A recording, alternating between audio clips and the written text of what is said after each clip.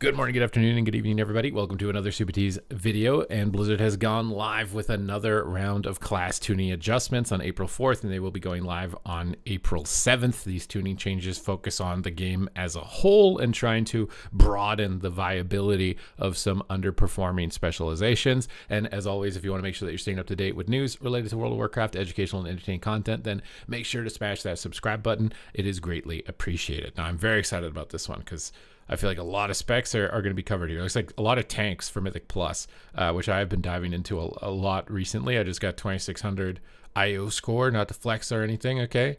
We're going for 3K, but Blood DKs, you're looking forward to a 25% auto attack damage buff, a 12% death strike damage buff. Your blood fortification will boost your armor by 45% up from 35, and your bone shield will now increase your armor by 180% of your strength up from 150%. From some of the Blood DKs I've seen complaining, it felt like they didn't have a lot of buttons to press, basically. So this is like a lot of passive mitigation, passive damage, and not a lot of buttons. So I don't know if that helps them out in that position, but it's pretty significant. This seems pretty significant as far as your single target damage and trying to make it so you're not as spiky on HP, which was one of their main goals of Mythic Plus. And from tanking it, bro, this is really spiky. So hopefully this is going to make it not spiky. I don't know if this will be enough for you to replace Brewmaster, considering the stagger mechanic is just so dominant, especially with spiky damage, because it staggers the damage. Frost Death Knights. Frost Death Knight is behind our expectations in single target damage, so we are increasing Obliterate and Frost Strike damage to give a more targeted boost in single target scenarios. We also included a damage increase to Frostbane to help Rider of the Apocalypse in multi-target scenarios. So Obliterate's getting a 12% damage buff, but not in PvP. Frost Strike and Frostbane damage are getting a 15% damage buff, but not in PvP. So unfortunate for the PP guys, but obviously PvE, you're going to be pretty happy about that. Although this probably has bigger implications on raid balance than it will on Mythic Plus. Vengeance Demon Hunter. Vengeance single target damage has remained below our expectations. Single target damage sources are being increased. Oh my god, tank buffs. You know what doesn't make sense to me is that they're like, okay, we're not going to give Frost DK this in PvP. Okay, maybe they would hit too hard. But the tank specs, man, why don't we make them not dead? I don't, like, there's so many tank specs that are actually good right now in PvP, and I swear it could ruin things. But these, I mean, obviously for PvE, this is nice. Melee auto attack damage by 40%. Focused cleave damage bonus for Soul Cleave's primary target is increased to 60% up from 50. And Soul Carve got a 50% damage increase. Oh my god, Vengeance is going to be it. I swear it's going to creep up. I swear it's going to creep up. Boomkins are getting a Starfall buff by 16%, but not in PvP. And the Ascendant Eclipses, which is your Apex talent, is getting a 10% buff, but not in PvP. See, again, like, maybe Boomkin would have done too much if he did that, but, like, I don't know about the tank stuff when they never counteract the tank stuff. Guardian Druid. Scintillating Moonlight now causes Moonfire to reduce damage dealt to you by 6 to 12%, so getting more durable. Rend and Tear now causes Thrash to reduce the target's damage done to you by 3%, up from 2. So Guardian Druid became even more unkillable. Also didn't counteract in PvP. I don't think they needed to be more tanky. Maybe we'll see. Maybe the PvP section has some tank section for it, just somewhat concerning. Devastation Evoker. Flameshaper's performance in single target scenarios is less competitive with Scale Commander than desired. This adjustment is intended to increase Flameshaper's viability without invalidating the time and effort Evokers have put into learning how to play Scale Commander effectively. What? I mean, it's either strong enough that everyone re-rolls or it's not, right? We'll see here. Flameshaper Consume Flame now causes Disintegrate to detonate 150% of the fire breath damage, up from 115. Now, I've got limited experience on Devastation, right? So I don't know if that's big enough or not big enough to get you to switch over to it. But maybe try it out. For Prop Paladins, oh no, are they getting buffed too? We're observing that Prop Paladins are experiencing difficulty with magical damage and periodic damage in Mythic Plus dungeons. Our intent with these adjustments is to improve survivability and agency with a combination of upfront damage reduction and self-healing. So they buffed your auto attacks by 50%, but not in PvP. See, there it is. That's good. That's good, because Prop Paladin is actually really OP right now. Glory of the Vanguard rank 2 and 3 increases judgment damage by 20 and 40%, up from 10 to 20, but not in PvP. God, dude, I was looking at some breakdowns. It's like all Brewmasters in the top 300, and I think one Prop Pally. So the one Prop Pally is probably pretty happy about this. Glory of the Vanguard rank 4 increases Shield of Righteousness damage to your primary target by 100%, up from 50, but not in PvP. Greater Judgment causes the target to take 50% increased damage for your next Shield of Righteous, up from 40, but not in PvP. Imbued Shield will reduce magic damage by 12% from 10. That will be in PvP. Redoubt increases armor by up to 60% of missing health, up from 50. That will also be in PvP. Are they thinking that they need mitigation for like BGs maybe? That's why they're okay with it? Light of the Titans healing is increased by 200% when afflicted by a harmful periodic effect. What is Light of the Titans? Why do I feel like this is going to make them unkillable in PvP? In PvE, maybe not, because the dots hit you really hard in PvE, but I don't know what that is. So we need some research on this to know if that's going to be, if Prod is going to, maybe there's PvP section down below. We have to see. Holy Paladins, healing output is behind expectations. So we're targeting to increase their Holy Power spenders to reinforce their core gameplay loop. So they're buffing Word of Glory, and it will also apply to Eternal Flame. So really trying to get people to re-roll out of the melee wings. Light of Dawn also got a 20% increase. So some tune-ups there for Holy Paladin. Brewmaster Monk. Okay, are they giga nerfing you? Are they kicking you out of the game? Moving into Midnight, Brewmasters gain a significant amount of self-healing. While this has shored up one of the spec's long-standing weaknesses, we're finding the total of their defense capability is a bit too potent. These changes aim to tone down self-healing and narrow the gap between monks and other tanks. Vital Flame now causes you to heal for 40% of all fire and nature damage dealt by your spells, down from 50. Shadow Pan Predictive Training now reduces all damage taken by 8%, down from 10. Windwalker, that was it. Wait, that was it. I don't know. Does that really do anything? I mean, I guess like it's 10. I feel like it doesn't do much. That's very small for how good they are, I feel like. That seems very small. Maybe the buffs are enough to offset, bring them in line, but nothing towards stagger. And that seems small to me. Because we're just immediately talking about Windwalker. Bro, they don't, dude, Windwalker doesn't even get the white text, dude. You're just like blending in. Fist of Fury now deals 60% of its primary target damage to other targets. So it got a 6% AoE cleave buff on its fist. Assassination Rogues, are you guys actually getting a buff? I think you might be. Caustic Splatter causes 20% of your nature damage to hit nearby enemies, up from 18. And Garrote and Rupture will do 5% more damage. Fan of Knives and Crimson Tempest will do 10% more damage. Just a nice little tune up there. Oh, Outlaw, it looks like he's getting buffs too. 4% more damage. Blade Flurry causes your abilities to strike nearby enemies for 28% of the damage, down from 30. So Blade Flurry nerf. Fatebound Fate Intertwined increases the percent of damage Blade Flurry spreads by 5, down from 6. And Trickster Nimble Flurry increases Blade Flurry damage by 25%, while Flawless Form is active, down from 30. So this is kind of maybe a hero tree balance, like increasing your damage overall, but then nerfing the Trickster. A little bit of an attempt. And again, it probably, like, it's counteracted, I would think, with this 4% increase. So I don't know how big this one is, though, with Fatebound. Spreading it from 5 to 6. Enhancement Shaman. We are making some adjustments for enhancement that are aimed at helping consistent damage sources outside of burst windows. That's good. I like that statement. While slightly skewed towards bringing Stormbringer's performance closer to Totemic.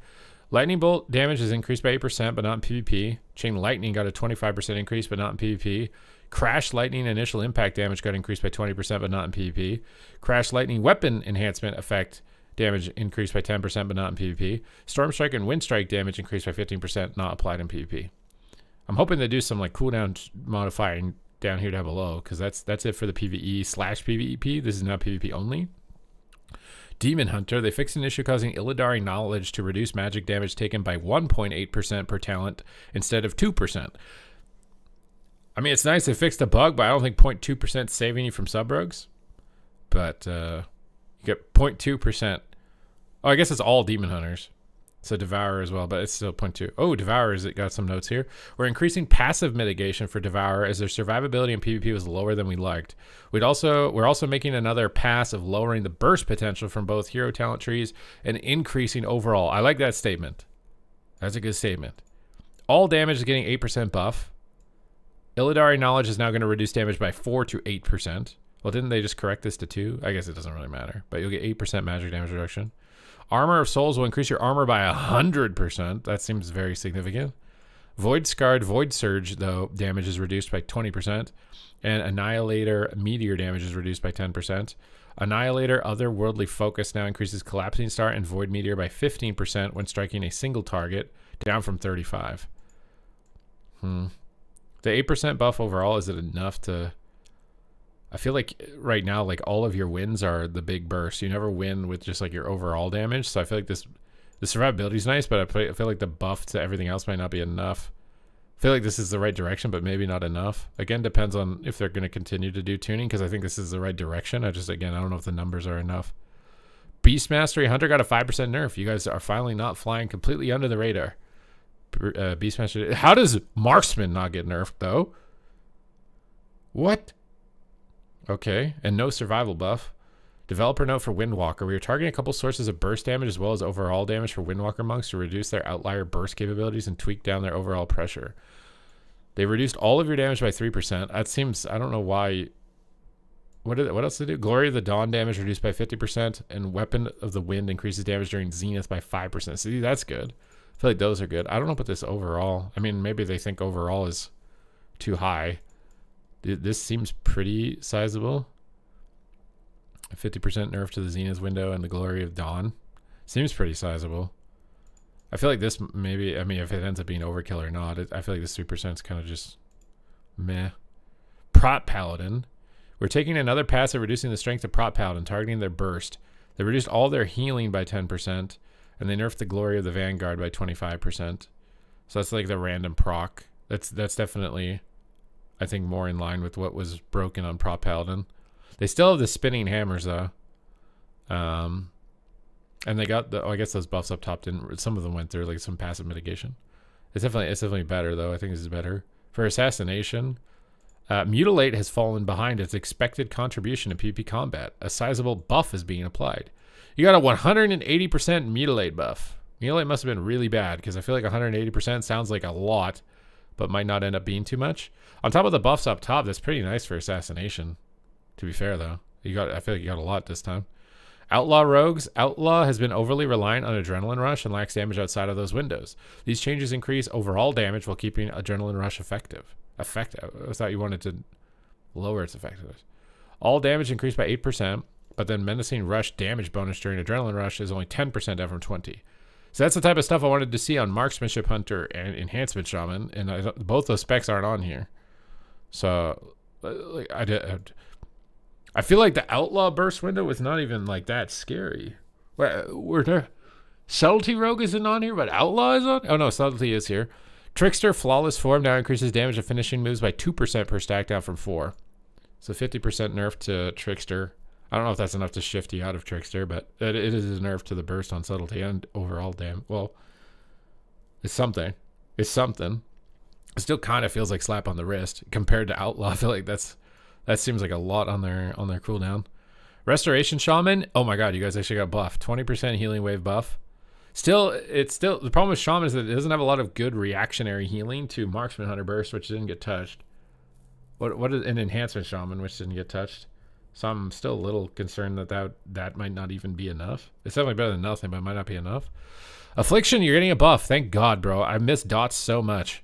They're buffing all your dots, everything, 12%, and then Unstable Affliction additionally by 15%. Good. Let's make dots do something again. How about that? You know how long we've been playing the meta of stun one-shot? I want dots, bro. I want more dots. I like that. That's good. More dots. You're probably still going to get stun one-shot by Enhanced Shamans and Marksman Hunters, but more dots. And for Warriors, our goal with Arms Warriors is to increase their overall damage, as their consistent pressure has been lower than we'd like. We'd also reducing the effectiveness of their Colossal Burst window, as its damage is condensed into too small a period of time. So they're getting a 3% damage buff, a 15% rend buff, a 100% deep wounds buff, and they are nerfing Colossus Demolish by 15%, and they're nerfing the Celeritis Conclusion on Colossus. It will now cause the final strike of Demolish to increase the critical strike chance of your next mortal strike by 15%, down from 100. So it's not a guaranteed crit. Big nerfs on Demolish. A lot more buffs on their bleeds. I like that. That's what I wanted to see on a lot of other classes. I wanted Enhance to be the same thing, where it was like Totemic Burst window, Ascendance window, damage down, Stormkeeper Lava Lash outside of it, damage up. Like this is really good. I just wanted to see this on Marksman Hunter, Enhance, maybe even Sub Rogue a little bit. Feel like they did it on Outlaw Rogue, which seems surprising. I think Outlaw Rogue is just kind of good overall. I like these AF buffs. The Windwalker nerfs are definitely going to open up options for DKs and Shadow Priests, I think. depending on how big of an impact this is. Devour more tanky, I think, is a big benefit here of this one. I like the phrasing on a lot of this stuff. A lot of good stuff was targeted. I feel like some stuff was missed. Emphasis on the mist weavers. I feel like Mistweaver and Enhanced Shaman are going to be really good. Mage, really good. Although Mage is a bit trickier, I think, as far as what you do about it for potency. So I guess we'll have to wait and see as far as everything's concerned. But that's the end of the tuning notes here. I hope you guys enjoyed the breakdown. Thank you guys very much for watching, and I will see you in the next one.